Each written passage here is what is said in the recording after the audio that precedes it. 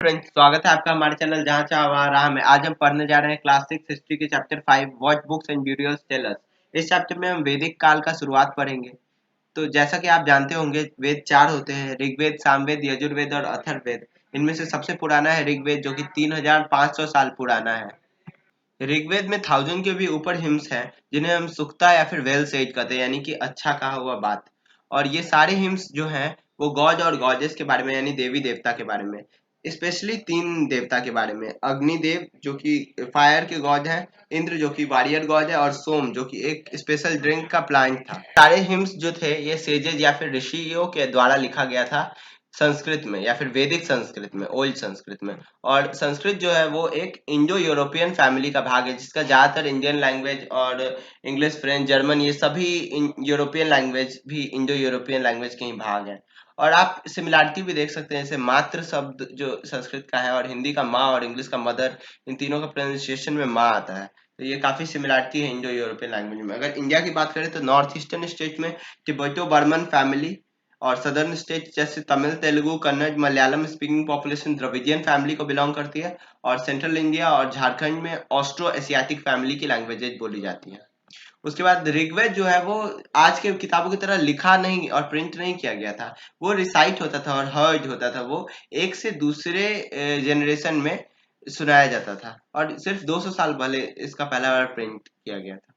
उसके बाद हिस्टोरियंस जो है वो ऋग्वेद को कैसे पढ़ते थे, तो सबसे पहले तो काफी रिमेन्स मिले थे, उनके मदद से पढ़ते थे। यहाँ पे एक दिखाया गया है इस पेज में कि विश्वामित्र नाम के एक सेज थे। उनका कन्वर्सेशन ब्यास और सतलज, जो कि इंडस की 2 ट्रिब्यूटरी है, इन नदियों के साथ, क्योंकि ये नदियों को देवी माना जाता था, इसीलिए कैसे कन्वर्सेशन है आप पढ़ सकते हैं। और यहाँ एक मैन्युस्क्रिप्ट भी मिला है, जो कि बिर्च बार्क में लिखा था, कश्मीर में मिला है, ऋग्वेद का पार्ट है। जैसे हमने चैप्टर 1 में ही पढ़ा था कि बिर्च में लिखा जाता था मैन्युस्क्रिप्ट। हाँ, तो ये कन्वर्सेशन का कंक्लूजन यही है कि वहाँ का जो सोसाइटी था जिसमें सेज रहते थे, वहाँ पे हॉर्स और काऊ को काफी वैल्यू किया जाता था, इसलिए रिवर को हॉर्स और काऊ से कंपेयर किया गया है। और इंदस और बाकी उनकी ट्रिब्यूटरी और सरस्वती, इन सब का नाम है हिम्स में। और गंगा और यमुना का नाम भी एक बार है। इसके अलावा अगर हम बात करें तो काफी तरह के प्रेयर होते थे ऋग्वेद में, ऋग्वेदिक पीरियड में, स्पेशली कैटल के लिए, चिल्ड्रन के लिए और हॉर्सेज के लिए। इसके अलावा अगर हम बात करें तो काफी तरह के यज्ञ होते थे या फिर सैक्रिफाइस। इनमें ज्यादातर सैक्रिफाइसेस जो होते थे वो फायर में डाले जाते थे, चाहे वो घी हो, ग्रेन हो, या कुछ केस में एनिमल्स भी। और ज्यादातर लोग जो थे वो वॉर करते थे और असेंबली में मिलते थे और वॉर के बारे में डिस्कस करते थे, अपने अपने लीडर चुनते थे। और कई वर्ड थे जो पीपल को डिस्क्राइब करते थे ऋग्वेदिक पीरियड में, जैसे कि जो पृष्ठ थे, पुजारी थे, उन्हें ब्राह्मण्स कहा जाता था। और जो लोग रिचुअल परफॉर्म करते थे उन्हें ब्राह्मण्स कहा जाता था। और कुछ राजाज भी थे। ये राजा बिल्कुल अलग थे जो राजा हम और आप आज के जमाने में सोचते हैं। आजकल के राजा कैपिटल सिटी रखते थे, पैलेस रखते थे, आर्मी रखते थे, कलेक्ट टैक्स करते थे, लेकिन ये सब बिल्कुल अलग थे। और ये इनके बेटे राजा नहीं बनते थे ऑटोमेटिकली, जैसे कि नॉर्मल राजा बनते हैं लाइटर वैदिक पीरियड में। अगर उसके बाद हम देखें कि कम्युनिटी एज ए होल को कहा जाता था, 2 शब्द थे, जन और विश। अगर और जो लोग हिम्स बनाते थे वो अपने आप को आर्याज कहते थे, और बाकी लोगों को दास या दासयूज।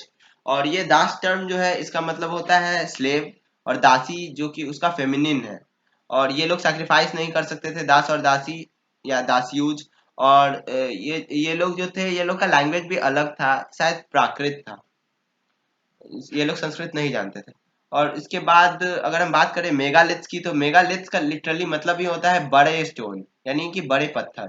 और ये एक ब्यूरियल साइट ही थे, जिनमें कि लोगों को गाड़ा जाता था मौत के बाद। और 3000 साल पहले इनका शुरुआत हुआ था डेक्कन में, south India, north east Kashmir area के रीजन में।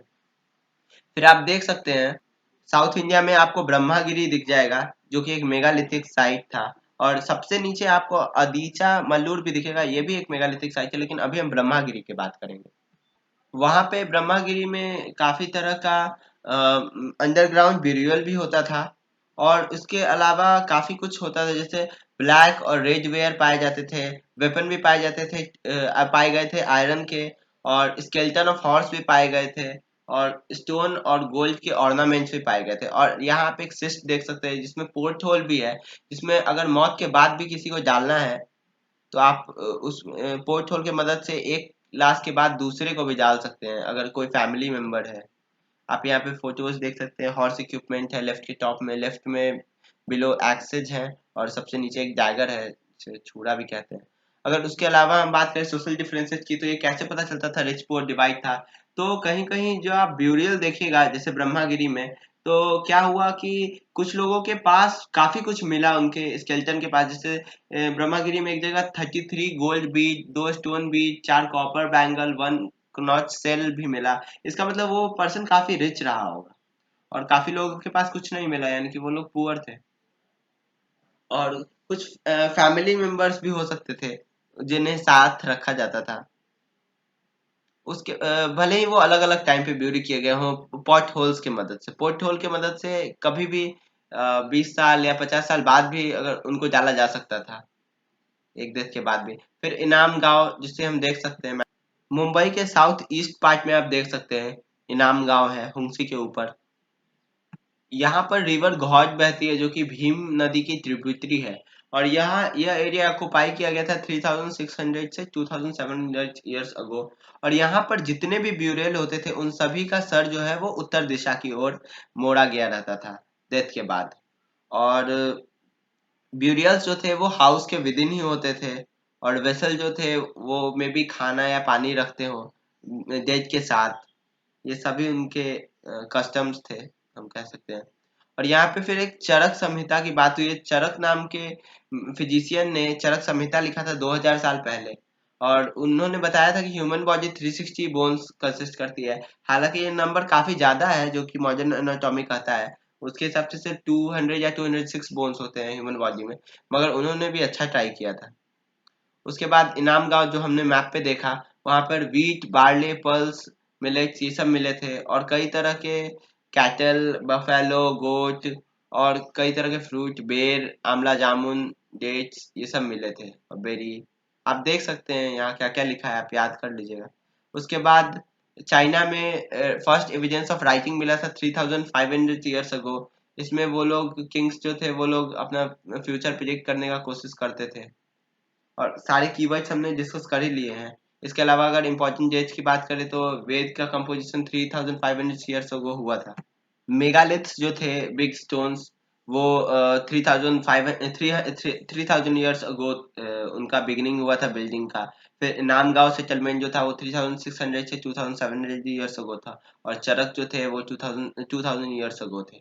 इसके अलावा आप एक्सरसाइजेज आई होप कर ही लेंगे। अगर कोई डाउट हो तो आप कमेंट सेक्शन में पूछ सकते हैं। And must share the video and like it as much as possible, and subscribe the channel.